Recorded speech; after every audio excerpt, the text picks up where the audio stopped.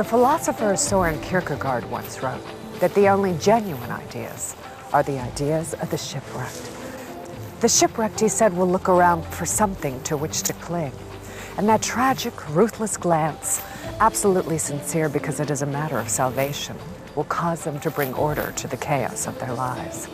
Dr. Robin Thomas's scientific mind had been shipwrecked by the death of her daughter, and she was desperately looking for something genuine to which to cling.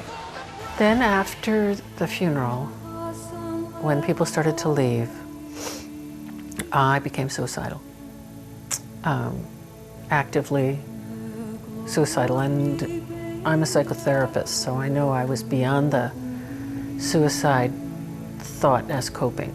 You know, if I knew that I was beyond, well, if I can't stand it, you know, I can always kill myself. I mean, I had plans, detailed plans, right down to what time and how to avoid having anybody I love find me, and, you know, and they were foolproof. And there's still times when I feel like I want to die. I think that that's normal. You know, the loss of a child is just so amazingly difficult.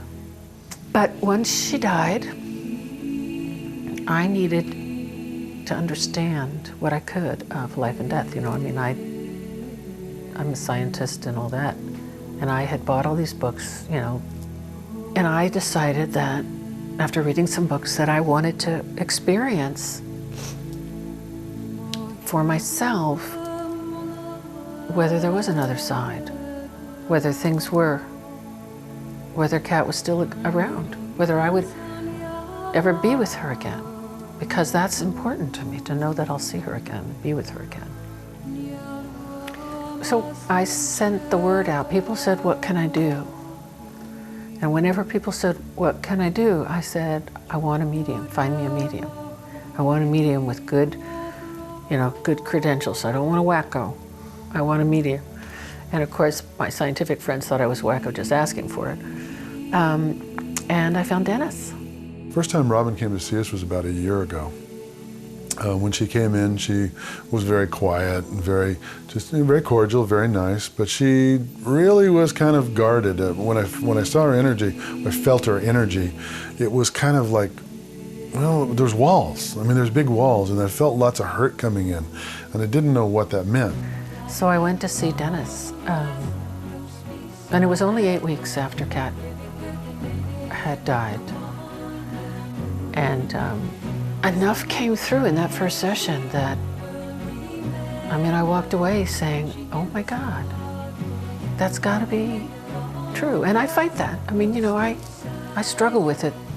I've been to Dennis five times at least, because I think he's the best that I've been to. And every time he brings through something that there's no way he could know.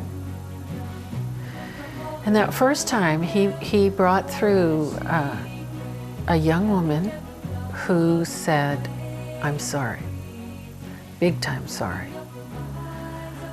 And that she was okay, and that she was really sorry for what she had done, and she'd screwed up, basically. And then he kept coming up with this orange cat. Didn't I have a cat, a tabby cat, orange tabby cat? And I kept going, no, you know, we have a black cat, you know, a gray cat, and I've had Siamese, but I've never had an orange cat. I kept seeing this orange, bright orange, reddish haired tabby cat. And she says, no, I don't have a tabby cat. Never had one. Never had an orange one anyway. Had a lot of other kind of cats, but never a tabby. She got stuck on the tabby cat.